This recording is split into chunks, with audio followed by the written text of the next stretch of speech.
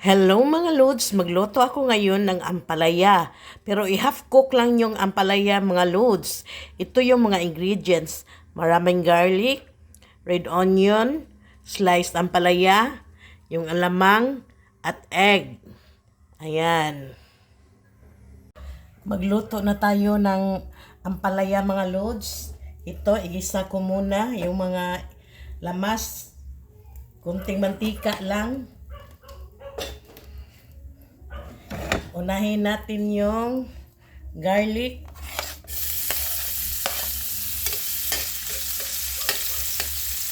Isunod natin yung red onion.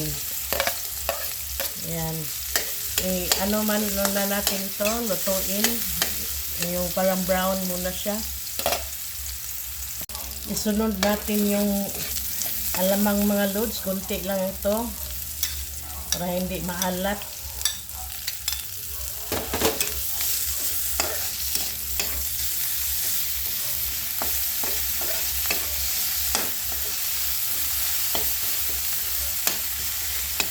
Hindi ko na lang inugasan yung alamang mga loads kasi konti lang yung ginamit ko.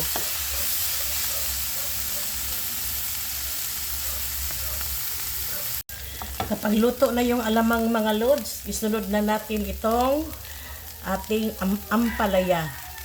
Quick lang ito mga loads. Yan. At lagyan natin ng konting magic sarap.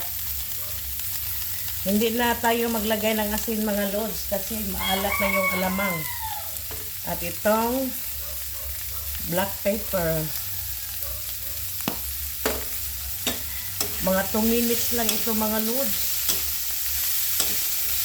Isunod natin yung egg. 2 piraso itong egg mga loads.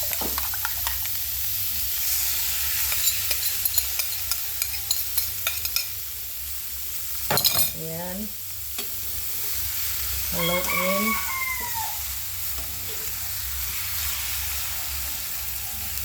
After 2 minutes, luto na yan. Huwag nating takman mga loads. Hindi tinatakpan yan kaya para hindi masyadong maluto. Haluin lang natin mga loads. Ito, malapit na ito maluto. Kasi half cook lang yung ampalaya. Huwag yung masyadong lutuin kasi pangit na ang lasa pag masyadong luto. Yung parang crunchy lang ba? Yan, luto na yan. Ayan, luto na ang aking ampalaya. Yummy ampalaya. Half cook lang yan mga loads para crunchy. Yummy!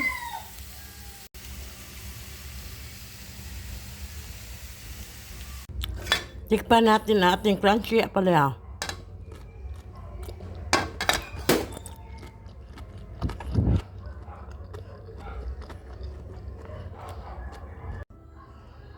Kain na! Luto ng ating crunchy ampalaya.